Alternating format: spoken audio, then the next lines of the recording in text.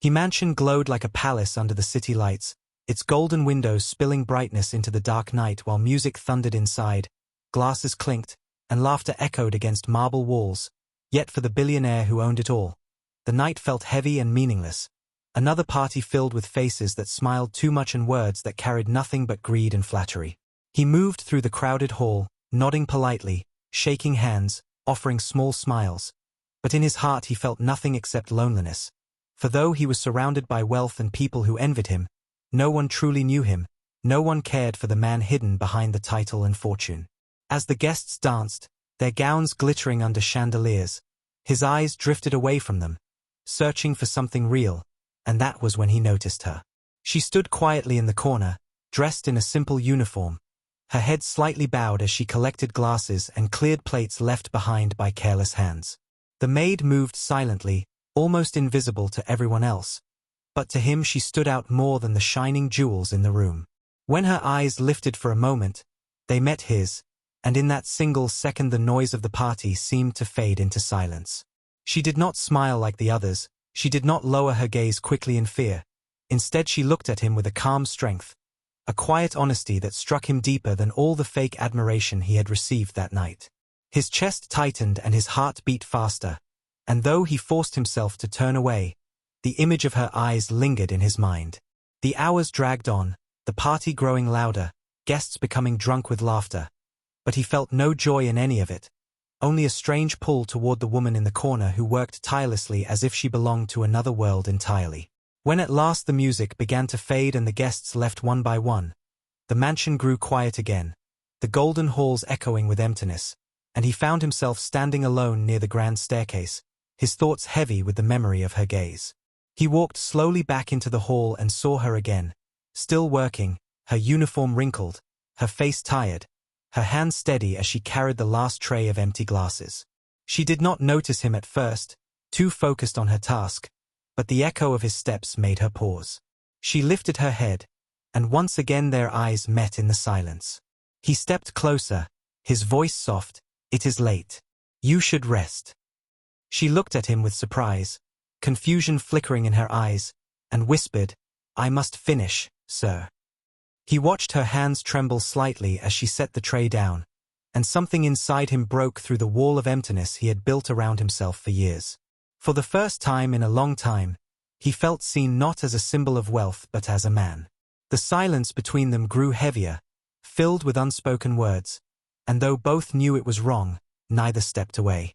He whispered, almost to himself, "You do not look at me like the others." She hesitated, then replied softly, "Because you are not like the others, sir. You are just a man."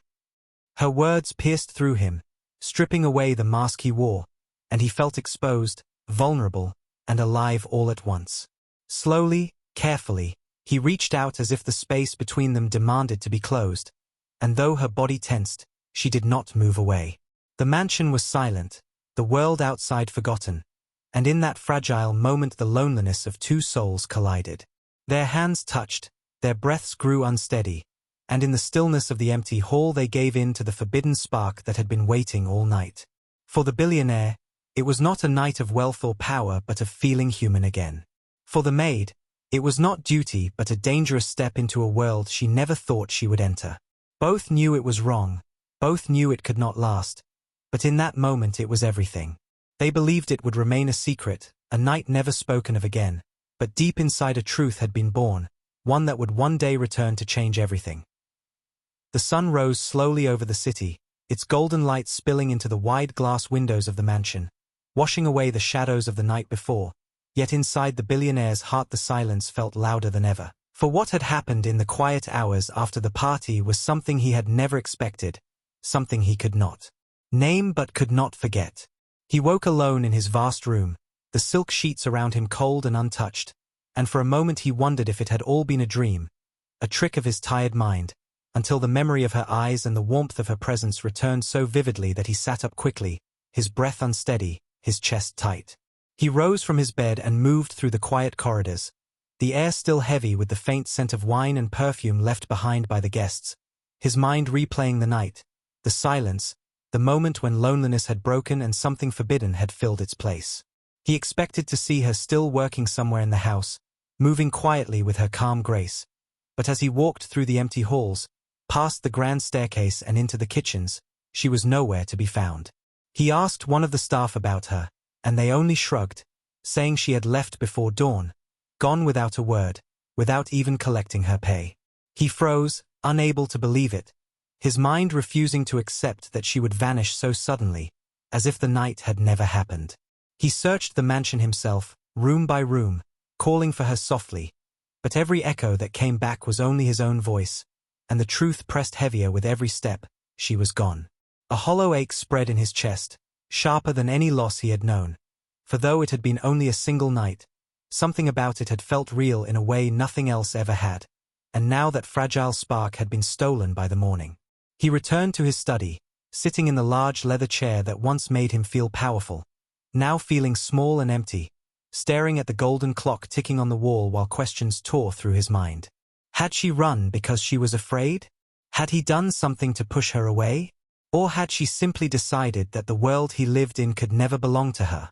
He clenched his hands, anger and sorrow mixing inside him, but beneath it all lay guilt, a guilt that whispered that perhaps she had been right to leave, that perhaps he had dragged her into a moment that should never have happened. He tried to focus on his work, tried to bury himself in numbers and papers, but the ink blurred before his eyes, and all he could see was her face, her eyes, her silence. The mansion, filled with treasures, paintings, and jewels, felt colder than it ever had, every corner reminding him of what had happened and of what was missing. As the hours turned into days, he told himself to forget, to erase the night like a mistake, but the truth was stronger than his will, for he could not forget the way she had looked at him, not with greed, not with admiration, but with honesty. That look haunted him, followed him into his dreams, and each time he woke it was with the same emptiness pressing harder on his chest.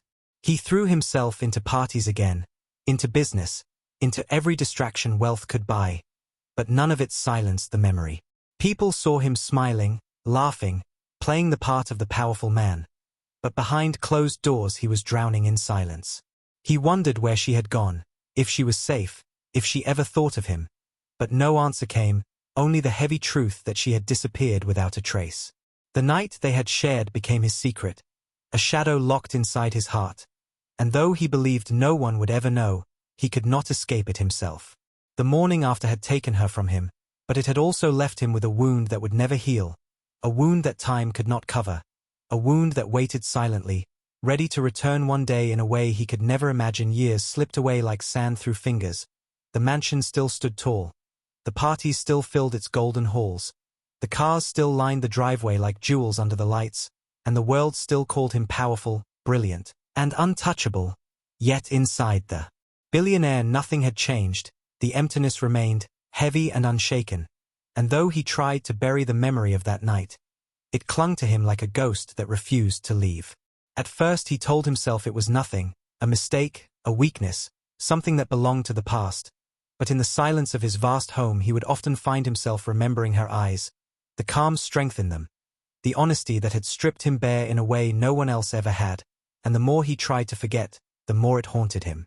In the day he drowned himself in work, building more towers of wealth, closing more deals, expanding his empire so people would never doubt his greatness.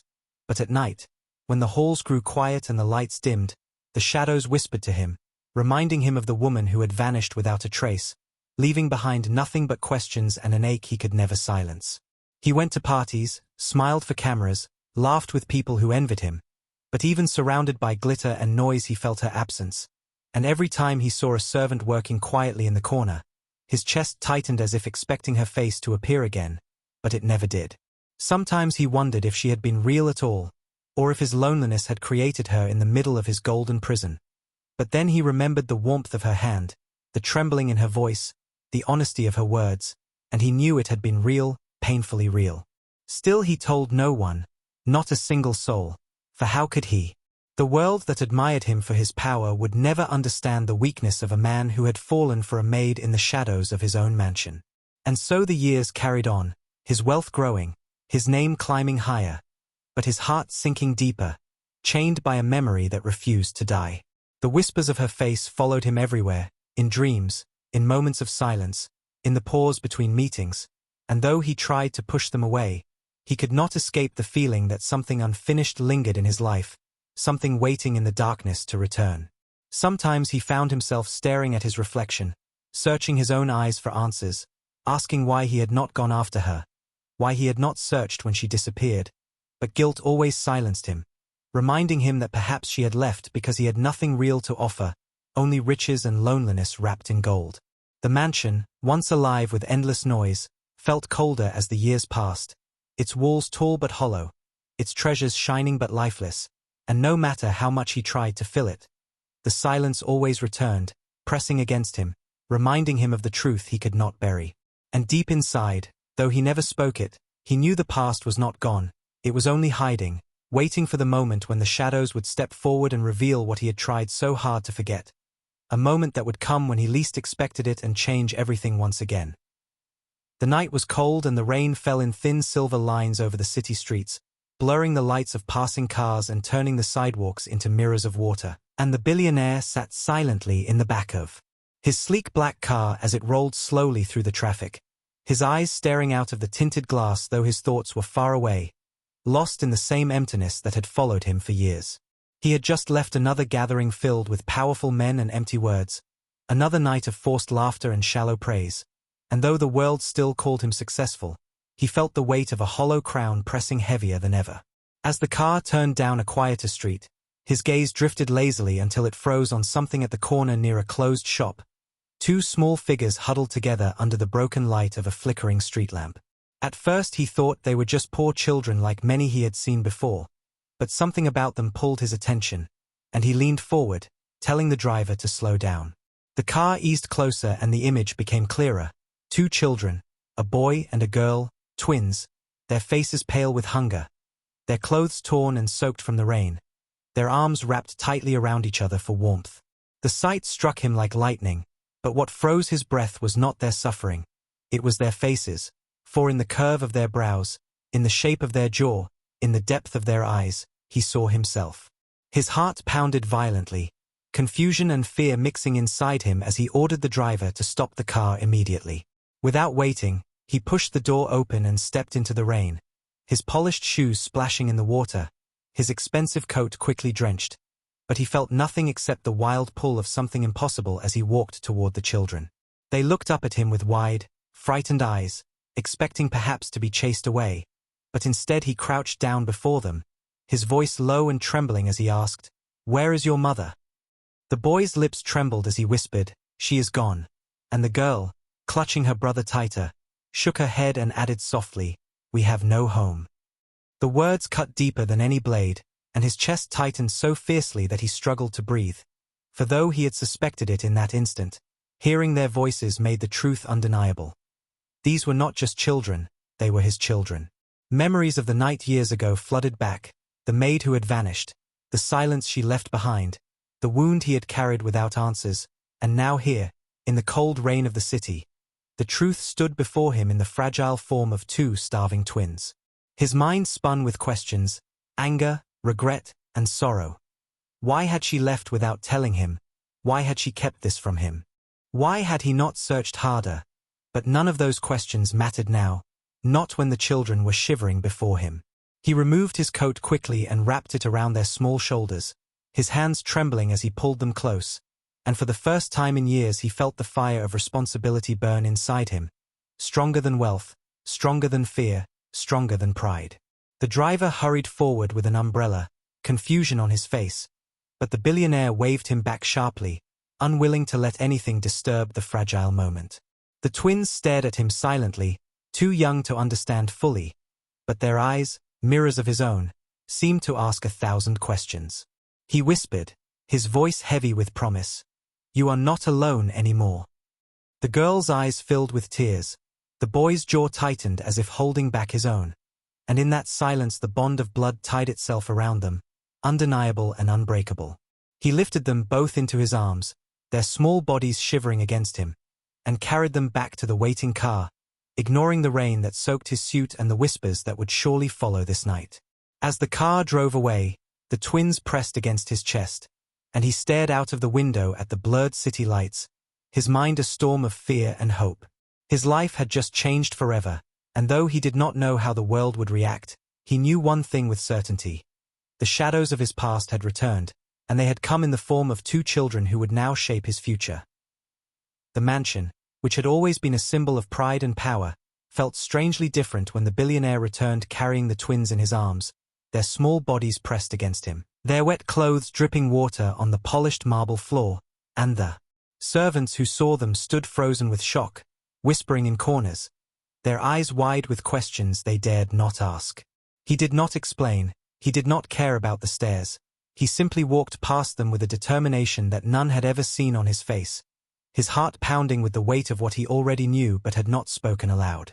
He took the children to a guest room, ordered clean clothes and warm food, and stayed with them while the staff obeyed in silence, his eyes fixed on the fragile figures sitting nervously on the edge of the bed, clutching each other as if afraid he too might disappear. When the food arrived, they ate quickly, their hands shaking as they shoveled spoonfuls into their mouths, and the sight tore at him, guilt clawing inside him as he realized how many nights they must have gone hungry while he lived surrounded by endless feasts. As they finished, he asked in a low voice, "Where is your mother?" And the room fell into heavy silence, the boy lowering his head, the girl staring at the floor until at last she whispered, "She is gone." The words struck him like a blade, sharper than anything he had faced in business or life, for in that moment the last thread of denial broke, and he accepted the truth he had feared to face. These children were his, the living proof of the night he thought he had buried, the blood he had tried to forget but could never escape. Their eyes, their faces, the very shape of their expressions mirrored his own, and no lie could cover that truth.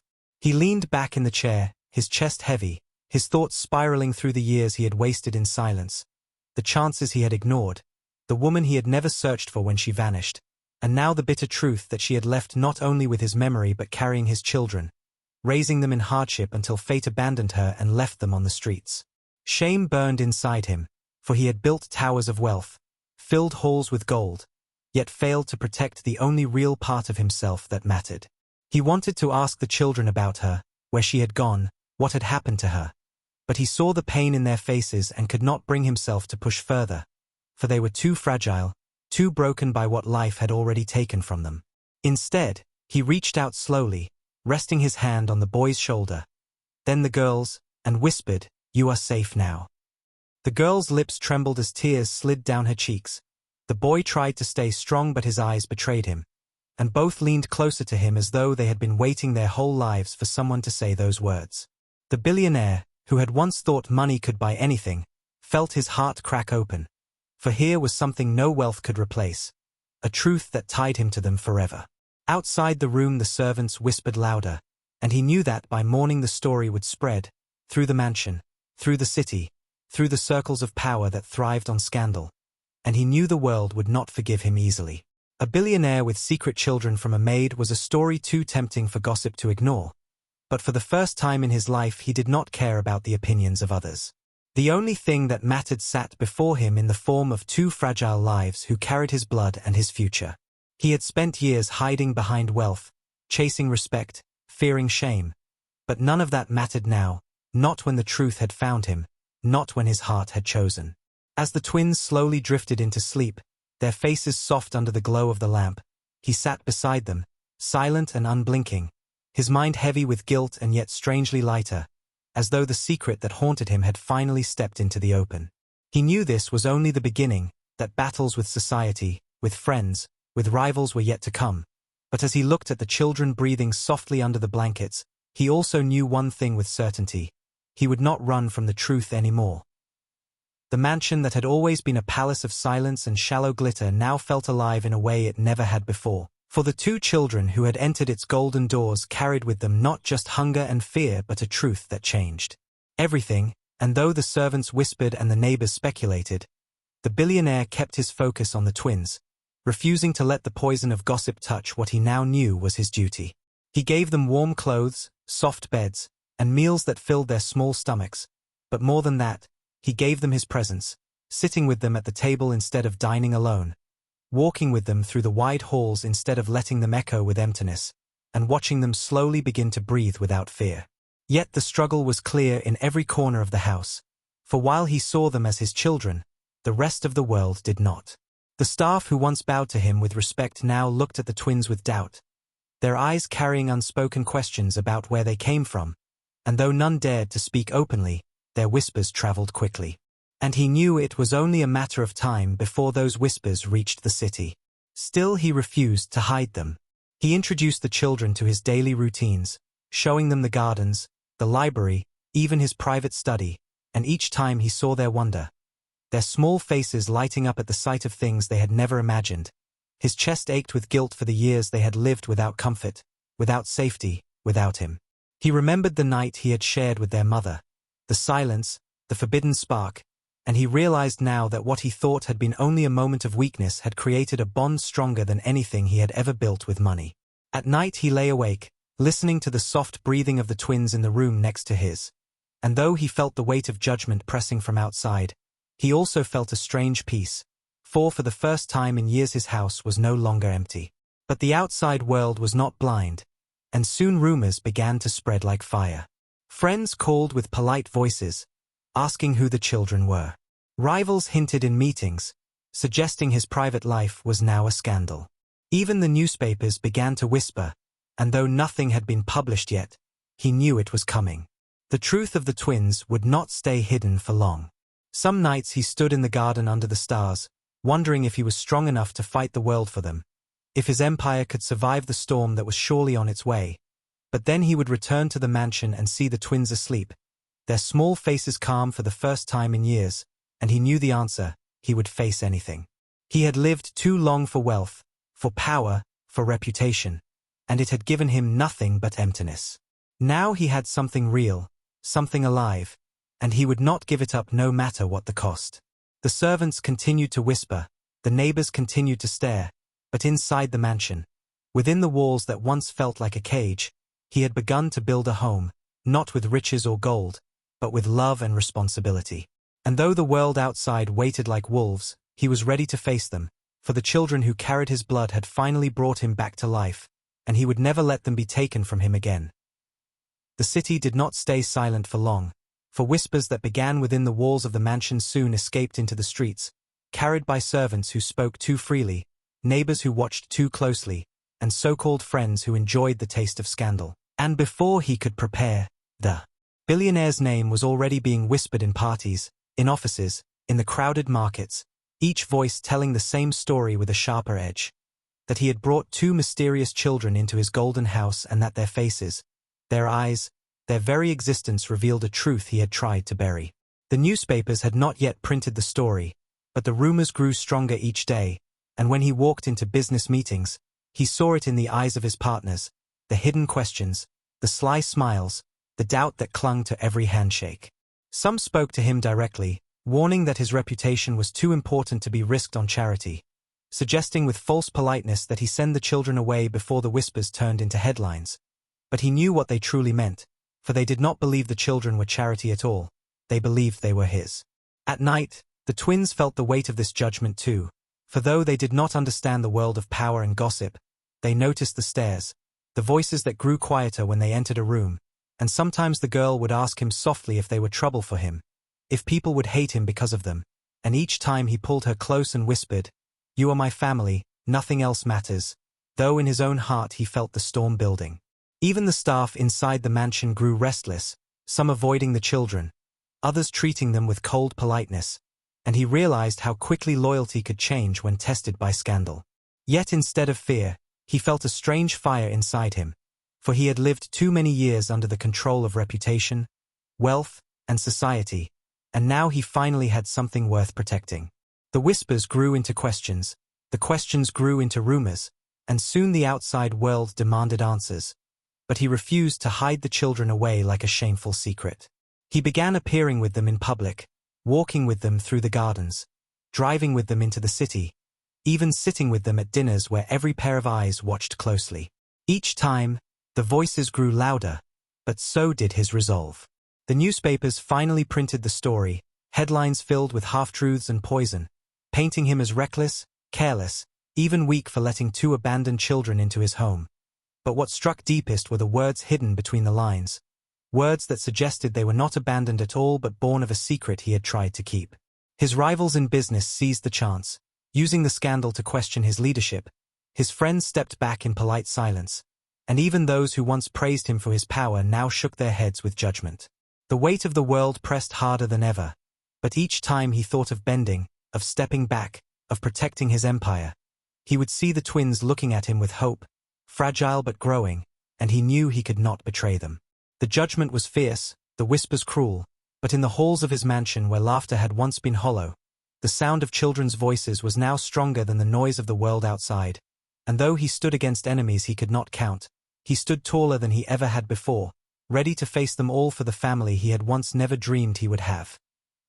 The storm that had begun with whispers soon grew into a wave that tried to drown him completely, for the newspapers printed more stories, magazines ran photographs of him walking with the twins, and television shows debated whether the billionaire had lost his mind, trading reputation for two children no one truly understood.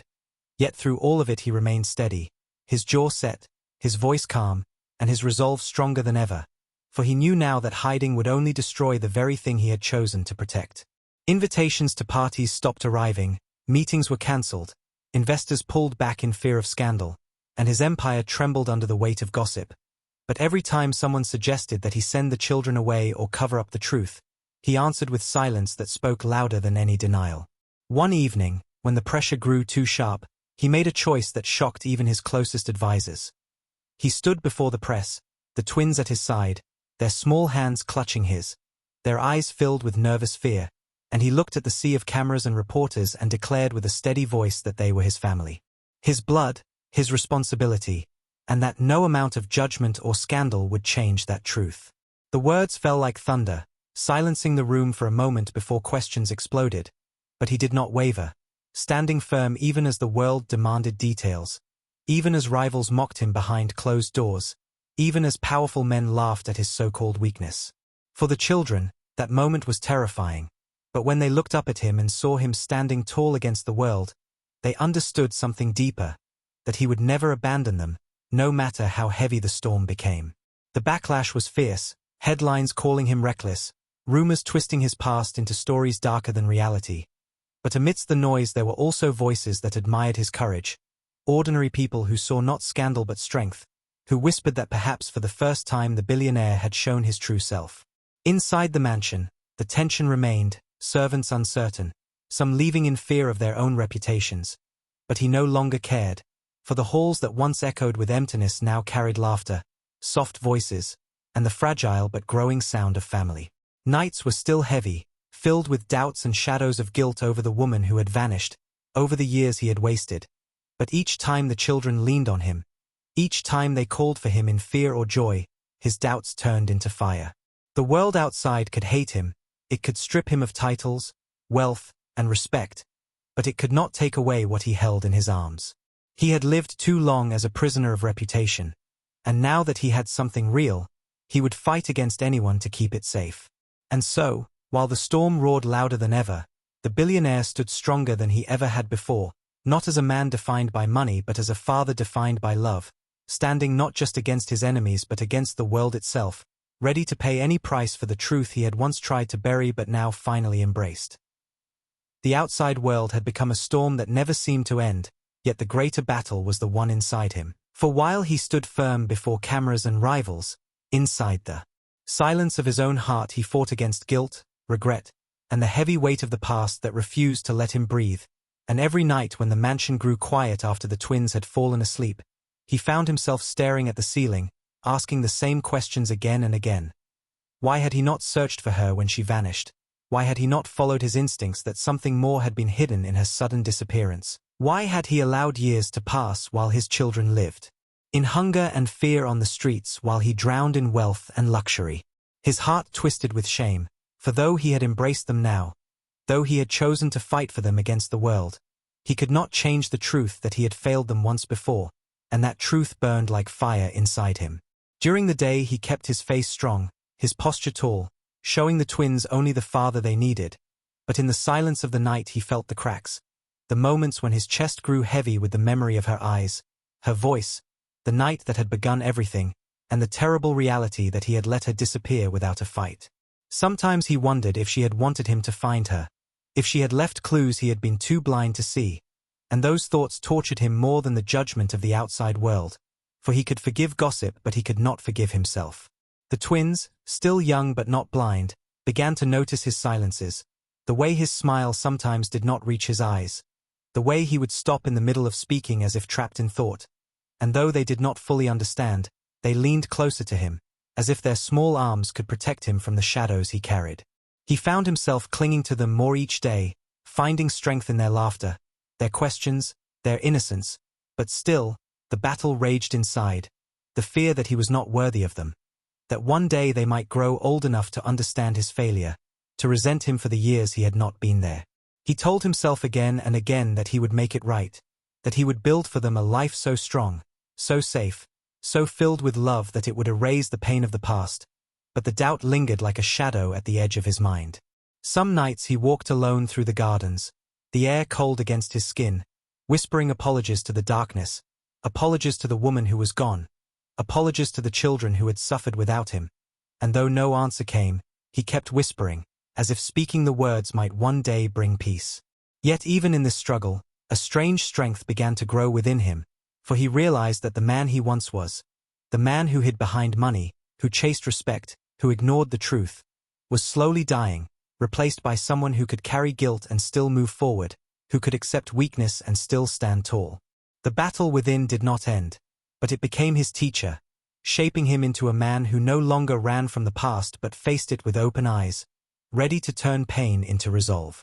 And as the twins slept safely under the roof of the mansion, unaware of the storm of guilt raging inside their father, he stood watch over them like a sentinel, silently promising that no matter what war he fought within himself, he would never again fail them, for they were not only his blood but his redemption, and through them he would find the strength to finally defeat the shadows of his past.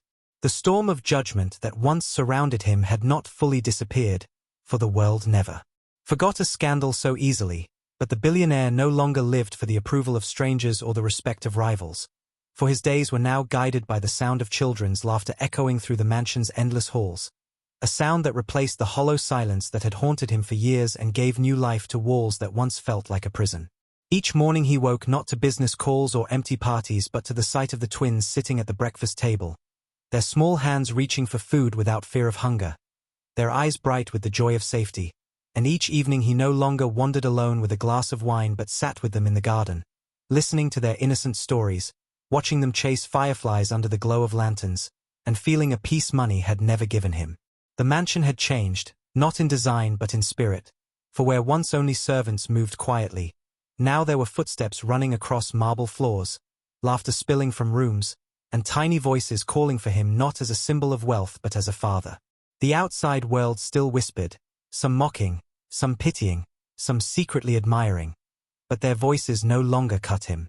For he had learned that the value of life was not in the respect of society, but in the love of those who depended on him. The empire he had built still stood, shaken but unbroken, yet it no longer defined him, for he had discovered something greater than fortune, something that could not be bought or sold, the bond of family. At night, when the children were asleep, he often stood by their door, listening to their steady breathing, and in those quiet moments he felt both regret and redemption, regret for the years lost, for the woman who had vanished, for the pain they had endured, but redemption in knowing that he had chosen to fight for them now, to give them a life where they would never again be forgotten. The man who once filled his nights with meaningless parties and hollow laughter had been replaced by someone stronger, someone real, someone who finally understood what it meant to live. He knew challenges would come, that the world would not stop testing him, that the shadows of the past would never fully vanish, but he also knew he would never face them alone again, for he now had two hands to hold, two voices to guide, two hearts to protect. And so, as he walked with the twins through the mansion gardens one evening, the setting sun painting the sky in shades of gold, he felt a strange and powerful peace settle over him, for he understood that this was his new beginning, not the life he once built on wealth and pride but the life he had found through love and truth. The forbidden night that he had once believed would remain a secret had returned to change everything, and though it had brought pain, shame, and battles, it had also given him the greatest gift of all, a family that finally made his empty world whole.